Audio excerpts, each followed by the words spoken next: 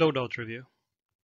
Alright, so this week I've been taking a look at it's not the meta loadout, but it's close to it, and it's not also a very cheap one, but I would say maybe averagely priced loadout. And that is the Sparks with a shorty shotgun with flechettes as a secondary. So, as you might know, the Sparks is kind of a meta gun in showdown, and most of the time people use it with a regular pistol with fanning, because then you have very high power on range and as well high power close range with the pistol with fanning. But if you have quartermaster, you can use this loadout with flechettes, because flechettes have damage also on range, which buckshot does not have. So obviously you have to have quartermaster. If you don't have levering and bullet grabber, then I would use the Caldwell double-barreled shorty with flechettes. If you have levering and bullet grabber, you can use the terminus with flechettes. So the advantage with this loadout is, or the theory behind it, is that you hit them with either the primary or the secondary gun, and then follow up with the other one. So if they bleed and then hit them with sparks, they die. If you hit them with sparks and then hit them with the flechettes, then they die, even on range, because the flechettes has pretty good range. I do bring an ammo box because you tend to run out of flechette ammo.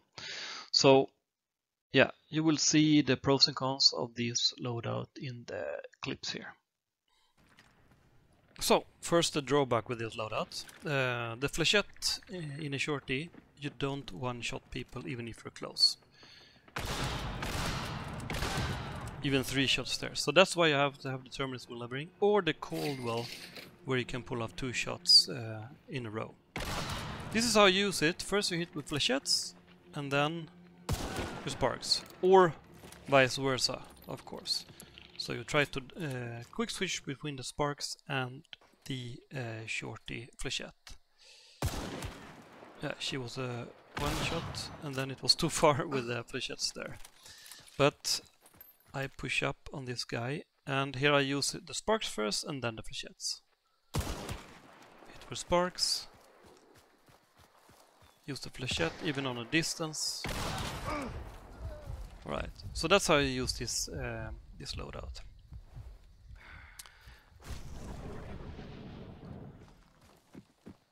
So next game is solo game.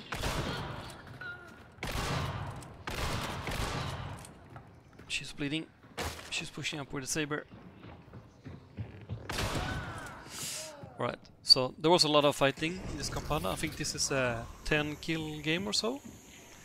And this trio here had necromancer, so he rests them again. So, but with this loadout you put on a lot of pressure with the bleed, and of course the sparks as among the highest damage in the game. Third time that Felix died there. 149 damage. Yeah, only the Nitro I think has higher damage. So these two guys died 3 times now. So there was a lot of fighting here. So in the end I actually ran out of ammo, even though I have an ammo box from the shorty flechette. But then I picked up units here. So there was a lot of fighting. And there was so much fighting inside. Still, the last team was just sitting outside doing nothing, just waiting. So I killed this guy, they didn't push, so I just left the game. And they let me leave. So, got close on me.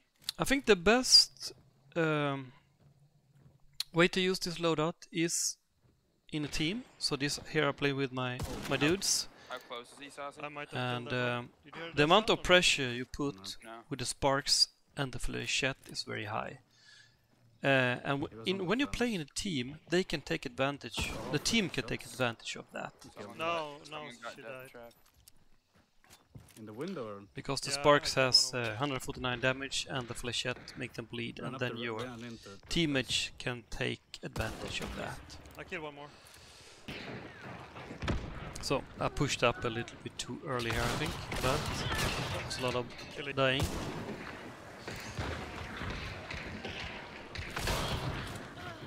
So Behind you, Okay, one above more. me. One more I behind you. actually die here.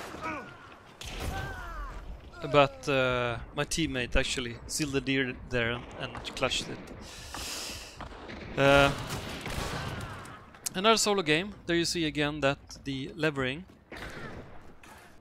sorry, is the advantage in a close quarter fight.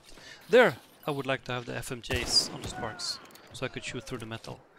So most of the times I use FMJ as a secondary on the Sparks. So I killed these teams, and then in the end a solo showed up. So that's the gypsy lady there. And hello kitty kitty. And yeah, you see a quick switch between the Sparks and the Flechettes. So she's a solo, so I just wanted to watch the rest there. So here's another game. I was a bit lucky here. I pushed up and I killed the boss. And here,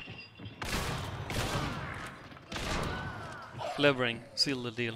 If I didn't have levering there, I wouldn't have managed to kill these three in such a quick succession. So levering is very important in this Flechette loadout.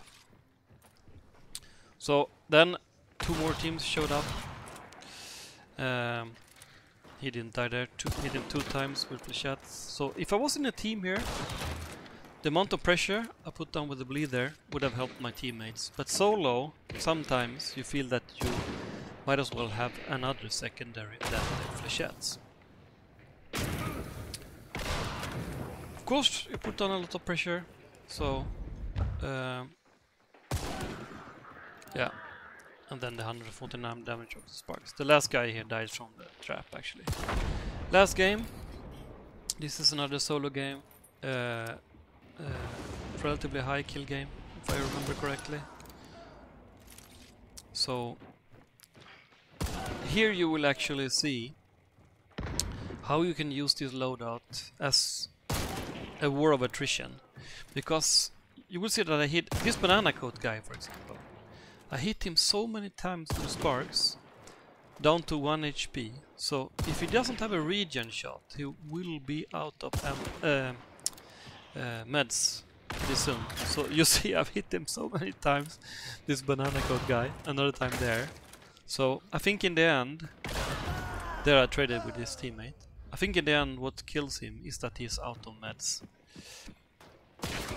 One more time with the Sparks there. Down to 1 HP again. He rests, and then I killed his teammate. And now, finally, I killed him. So, this is a very strong loadout. It's not the cheapest one. It's averagely too high priced, I would say. And it's also not the most obvious meta. I think the meta loadout with the Spark is to have it with a pistol with fanning. But if you have Quartermaster, this is an interesting option. I did play it a lot of solo, but I actually think that it's not top rated as a solo, maybe 4 out of 6. Because the Flechette's close quarters, you don't kill them in one shot, and quite often you don't even have time to do the follow-up shot before you die. In a team, however, it's a very strong loadout. Probably 5 out of 6 or something like that. Because the amount of pressure you put with the Sparks and the Flechettes in combination with your teammates is very, very high. So as a solo, I probably rather would like to play with Sparks and regular Caldwell pistol with fanning, and that also means that you need less trades. You just need a fanning basically, and then you can play with the Caldwell pistol with FMJs. yeah, anyway, this loadout is very strong. You put on a lot of pressure. You can play, as you saw in the last game there, you can play the war of attrition. Like if you hit them so much with the sparks with the flechettes, and in the end they will be out of meds. I think the drawback is as a solo because yeah, it's not always that you have time to two-tap people, but it's a pretty darn strong loadout. So if you have quartermaster, you can play with it and have a lot of fun. And yeah, of course, in quick play, it's not possible to have the special ammo, so it's not very valid there. Of course, also sparks with just the shorty shotgun with buckshot is also very strong. But the advantage with this one is that the Flechette has a lot of range. Alright, so this is a strong loadout. Try it out if you're a quartermaster. Alright, see you later.